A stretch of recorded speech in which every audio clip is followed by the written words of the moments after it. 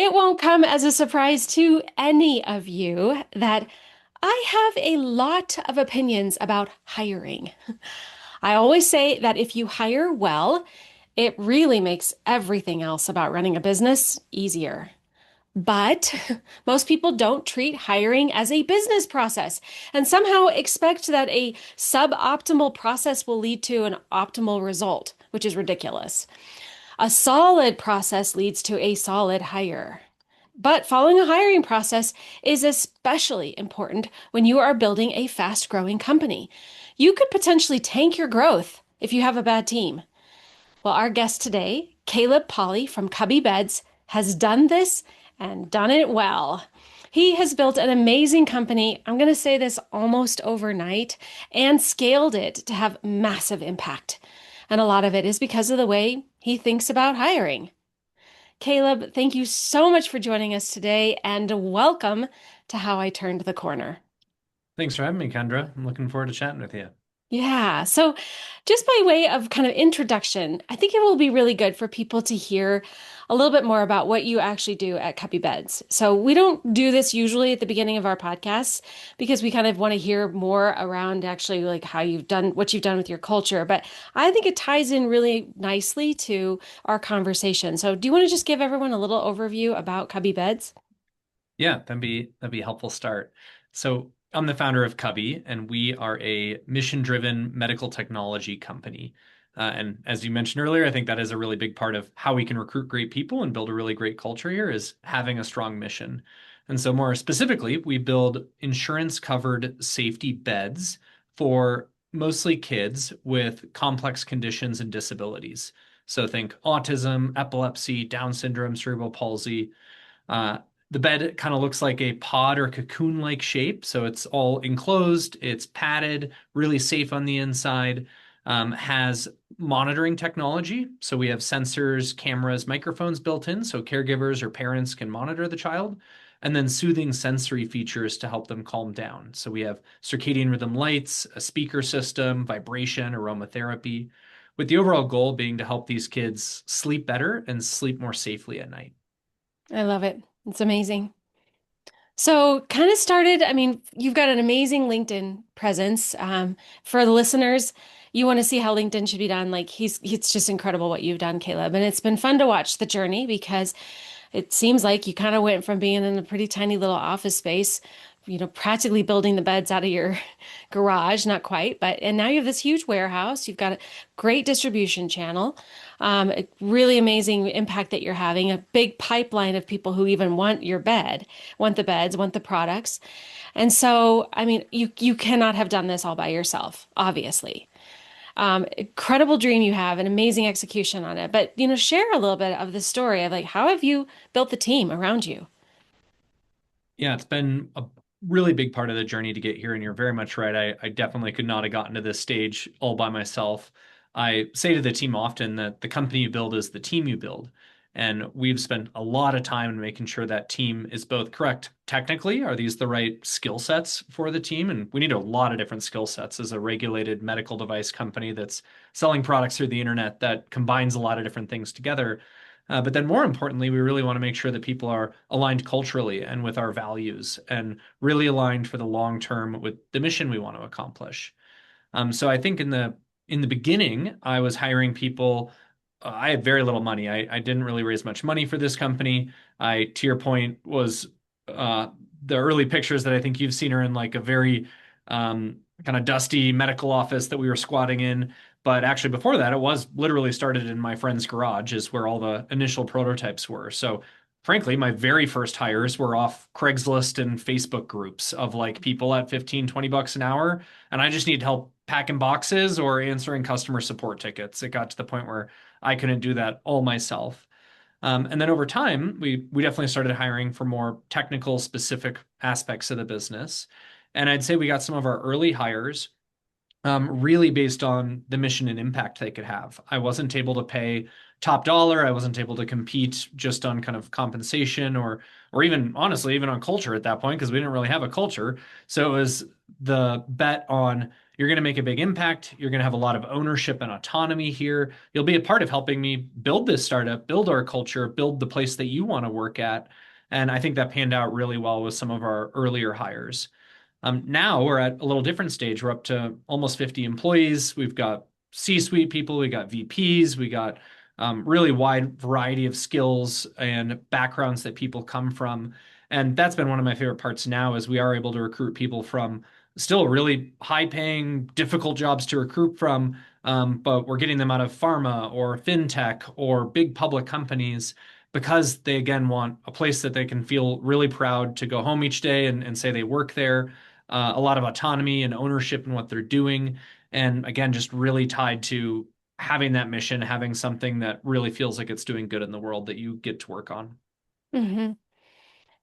Yeah, the way we systematize the hiring process is we, often are looking at like the way you just talked about your company and your values, and then how you translate that into questions then that, you would think way ahead of actually having a candidate in front of you. But how do you actually figure out what those questions are that you're going to ask to Hmm. help see that alignment? It's easy for a candidate who's nervous, needs a job, to say, "Oh, yeah, I'm totally bought into your mission." It's different when they tell the story of why they're bought into the mission, which is, part of the process of listening for their alignment there. Can you talk a little bit about, what you have done in the hiring process to sort of uncover this alignment with both the culture and then the innovation and the autonomy piece, as well as then being more of a mission-driven organization? Oh yeah, this has been a really big part of what I'm really proud of building here at Cubby. I think you think often you come and build products, build the software, but for us, it's we spent a lot of time really building an incredibly thoughtful and detailed hiring process. And I'll give a lot of credit to our head of people, Sarah, for not only spending a lot of time building it, but a lot of time holding the team accountable to making sure we're all doing it in consistent ways. And so I think a lot of people, when they need a hire, they end up, all right, we need this person. It's kind of vague, but I got a bunch of work that just keeps overflowing. Let me just put up a job post and then I'll ask them some questions. And if the vibe kind of fits, then we'll move forward. And I think that's where you can end up with people that are maybe filling temporary holes or aren't the right value fit, or you're not really scoping the role properly in terms of how much technical depth they need, how senior they are, what's the next 18 months look like versus just the next 6 months. And so I'd break our process down into a couple stages. And a lot of this, we spend a lot of time before the job post even goes up, or we even start thinking about interview questions. And so in this stage, we call it our role proposal stage. And in this, we really have the hiring manager put a lot of thought into what is really the scope of this role? What are the main things you want them to accomplish over the next 12 to 18 months? And then we also later have them define a very set 30, 60, 90 onboarding schedule with key deliverables, quick wins around that. So we don't just want a vague job description. We want people to really come into understanding what they're trying to accomplish. We have a kind of ROI trade-off, or like you could hire a contractor. We could not hire at all, and other people take on this work. We could hire a super senior person, or we could hire a more junior person. And so we want them to put some math behind the scope and level of the person as well. So from there, we kind of build out 4 to 5 technical outcomes from the role. Here's the core technical things. And then we also internally have a bank of values related values related competencies as well. And so like a regulatory quality operational person, we all want them to be people first, which is one of our core values. But in that case, they may lean more towards the operate with excellence value of very defined attention to detail. We don't want them taking tons of risk. They need to be incredibly organized. And that's different than the values alignment for a sales rep that's meant to take a little bit more risk. And it's okay if they're a little less organized, but they move fast. Overall, we want each of them mapping to our values overall. We don't want regulatory ops people that are not people first, that are coming in and not acting that way. And we also don't want sales reps that are kind of all over the place in terms of how they're operating, but really trying to map those technical competencies and values competencies. That then turns into the job description and that gets posted. And then out of those competencies, we have interview questions that map to each of them with scoring, weighted scoring on them as well. So we'll end up rating between one, two, three, four. I learned quickly on that you don't do 1 to 5 because then everyone rates 3. They want to hit it right in the middle. You got to give them a 2 or a 4, which is like a downgrade or a good enough. And then towards the end, we end up as a team calibrating in all these questions. Do they really hit the scorecard values that we want, both technically and culturally? And that's really kind of the overarching process. We also have a very defined process in terms of the actual interviews we go through with pretty much every candidate goes through a similar process here. If you're a CFO all the way down to a junior sales associate, it's a similar process. And I'd be happy to talk through that as well. It's been a big part of our process we've built. Oh, I love it. It's phenomenal. And Caleb, it's really unique. Like, I mean, we work with hundreds of clients all over the country, and majority of them are winging it when it comes to this process. And like I said in the intro, expecting the result to be amazing. And it's like, I mean, maybe it'll work out, but Right. most likely you're not going to have a repeatable process. And Yeah. it just floors me that more leaders don't think like that. Because most of us are really process oriented, or at least value the fact that a process will create a good outcome. But for some reason, the hiring piece is not treated as a business function. And it just blows my mind. So I really applaud you. I mean, that's Yeah. exactly the process that we would put in place if we were working with a client. And you said something earlier that I want to highlight, and that we also would add in, and it sounds like you guys are doing it too, but we'd add in like an onboarding plan. An Oh, yeah. onboarding isn't just day one, like here's the building and your badge or whatever. It's the 30, 60, 90, maybe even 1 year plan for how they actually know what they're doing for that job. So can you talk a little bit about onboarding? Yeah, I do think it's funny how people rush this. I understand it because I think when you really need to hire someone, you're often overwhelmed, you're stressed, you're juggling too many balls, which is often why you need to hire someone. But the way people tend to look at it is it's a lot of extra hours there, maybe an extra 5 to 10 hours, not a lot, but 5 to 10 extra hours to do this process really well. And then you're going to end up working with this person for 1,000 more hours. And so isn't it worth it to spend 10 hours to get the optimal person, optimal fit, right expectations for the next 1,000 hours? And that's often something we have to remind people. And again, to Sarah, my team's credit, and all the hiring managers here, especially with newer hiring managers, we really instill the importance of this because the team you build is the company you build, and each of them are building teams. And if they're rushing through it, that's how you end up really with a downgraded team or a team that doesn't end up compounding on itself in the right ways. Hmm. So yeah, for onboarding, we again look back to that initial role proposal. So each of these really ladder into each other. They should all stack into each other from kind of a logic framework. And so we do 30, 60, 90 for some roles, like my C-suite VP level roles. I often do an 180-day plan. In startups, things move so fast that I think a year out would be really challenging, but I do like to give these like stretch 6 month or so out vision. So we do 30, 60, 90 with key deliverables in each.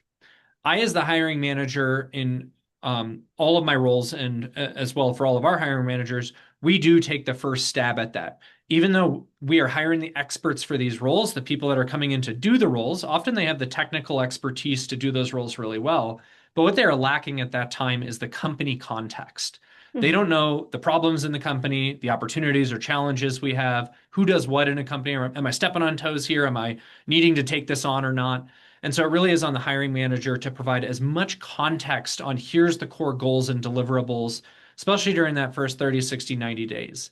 And that's both technical outputs of what do we need to accomplish, but also how do we communicate things? What's the culture? How do we really align with values? And so, again, during onboarding as well as one-on-ones, we're giving a lot of direction on those to really align people to the company vision. So yeah, we set out 30, 60, 90. In the first 30 days, we do give a good amount of time, like a solid week and a half, 2 weeks, for a lot of just ingestion. We're a really complex business. We're working in regulated medical devices. We're working in healthcare with insurance coverage. There's way too many acronyms that people got to understand and learn, and just a lot to do there. So we do a pretty rigorous asynchronous onboarding. So lots of videos, documents people are reading, etc. We also have the hiring manager set them up with one-on-ones across the company with relevant stakeholders that might be able to transfer context to them. They can ask questions, create those key relationships. I think a lot of the times people just float into a new role and they got to go put the effort in to go connect with this director or meet this manager on another team. And that can be lead to a lot of conflict and stress over time if you don't create those relationships properly. And then another important thing we do in the first 30 days that I really believe in is we have a quick win, something that the person that is hired ships publicly in the company. And we actually post it in the entire company Slack channel.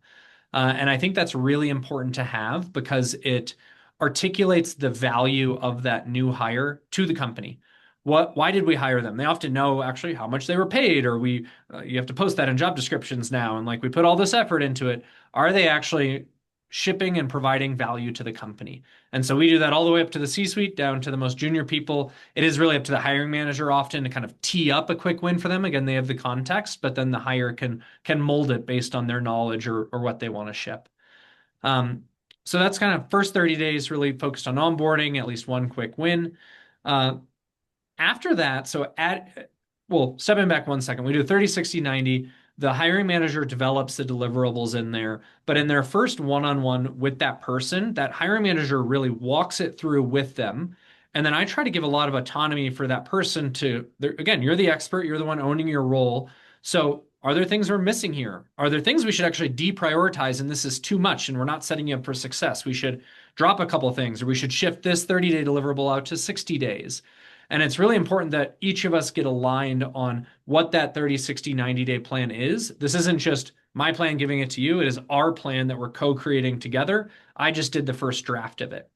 So we have a pretty key like sign off period, usually in the second one-on-one related to onboarding of, all right, you had a couple days to look at this, review this. Now come back with your suggestions. All right, this is final. We're both agreed on it. Now moving forward. Hmm. Then at the end of 30 days and 60 days as well, we again look at it and we're generally, I'm aiming for roughly like 80 to 85% completion of the onboarding plan. I want to see a good amount of progress, but I also want it to be stretch enough that you're not just kind of sitting around. I think it's important to start with speed and a growth orientation. Um, so let's say you get 80%, you still got 20% on the onboarding plan. We review there. Do you need to do these? Like, are these still applicable things, good things for us to do? If so, they get moved to the 60-day plan. If they're not, or they should be deprioritized, or often what happens is a bunch of other stuff comes up, and those are actually more important than these things that we thought of a month ago, then we again shift that around. And so you're kind of constantly evolving and making this modular onboarding plan, not so strict that you don't take into the context of the business, but structured enough that it provides really good goalposts for the new hire coming on to feel success, to hit the ground running, to feel like they've got a good plan to work off of. That's amazing. Again, fantastic. I love it. And I mean, how did you learn all this? Like, is this, I know Sarah has been helping, which is great. I do Yeah. think like as a plug for like really good HR, that's what really good HR does is help a leader think through these processes, and think through how they can be executed and ultimately become a part of the culture. Talk to us though about like where did some of the lessons learned come from? I mean, not every hire, I'm sure, has been amazing, especially in the early days. Why did you adopt all this? They definitely have not been all home runs, and I think that's also an important lesson. You shouldn't go for 100% hiring rate. I think you do need to take some risks at time, or you do need to move a little bit fast. And I think some people really beat themselves up of we have had to part ways with some people that didn't fit the values or the technical skills, and we try to do that really thoughtfully in a really kind manner. We provide lots of feedback. Again, we often know by the end of that 90-day plan, we're way off in hitting these deliverables. We're just not meeting the role. And this isn't going to end up being a good place for your career and you feeling really successful in the role. And probably means that you're not quite the right fit for that role either. And so we again provide a lot of feedback, checkpoints throughout. It should never be a surprise. But to your point, we've learned a lot. I did not have all this in the early days, or even until I'd say 2.5 years ago or so. We had very minimal versions of this, and it resulted in a lot more difficulty in getting the right people for those roles. And so I think, again, investing in this process, investing in the right um, systems to enable the cultural and technical fit are really worth it. I also think we've invested a lot in making sure this isn't just HR's job. This is the whole company's job. I tell each employee that you're the 50 now, we're going to be 100 a year from now. You're now the people that are really shepherding our culture forward. You need to hold everyone else accountable that's coming in, or even people that have been here but get kind of molded by new people coming in, that we still have these values. This is how we work. This is how we really want to communicate, and it's a team thing. Uh, I have learned from some really good resources. So I invested in an executive coach early on, which was really helpful. I read a lot and listen to a lot of podcasts. I love Molly Graham's work. My two favorite books on the hiring side would be The Manager's Handbook, which is a very unknown book that Gallup. Yeah. it's got like a funny title with a lady with a bird. It doesn't look serious, but it's a startup that documented all of their hiring processes, management processes, how they do goals, how they do conflict resolution in a highly tactical SOP manner. And we adopted a lot of that to Cubby. We also work off of Traction, or the entrepreneurial operating system, and we've modified aspects of that to Cubby, so that's very helpful. And then the final is Who, which I'm a method for hiring by Geoff Smart and Randy Street, which specifically we pull out top grading interview style from that, which has been very helpful of a chronological look at people's work history and really diving into detail of what have they truly done in past roles versus kind of hand wavy behavioral questions that we do have some of, but we want to balance that with really depth based questions on the roles that they've had in their past and how they'll contribute here. Right. Yeah. So do you think, would you say that those early mistakes, would you categorize them as expensive? I think they are definitely expensive. They can be both expensive from time lost and money, obviously. There's a real opportunity cost to having the wrong person in that seat, and missing a quarter, or missing sometimes longer. The other really expensive piece, and I take this really personally, is that it's expensive on the culture. Each person that isn't the right fit does have an impact on trust. You often, sometimes these people are really wonderful people that I'd love to grab a beer with, or go on a hike with, or things like that, but just aren't, unfortunately, the right fit for the needs of that role at that time in this stage of the company. And so I'm really thoughtful, and I believe the rest of our management team is very thoughtful in how we set those expectations, deliver feedback, etc. But that's where I'd say it's the most expensive. If you have too many missed hires, or you don't take action fast enough on people that are clearly a miss on values or technical fit, both of those have huge, very expensive ripple impacts in your culture and in your company. Yeah. Definitely. Yeah, we did a calculation on the real costs around like what we haven't had a lot of bad hires, which I thank goodness, because otherwise what a bunch of hypocrites we are.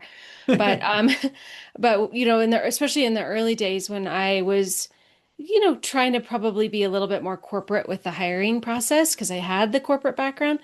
In a startup, it's a little bit different. And the cost of a bad hire, like it tanked my profitability that year.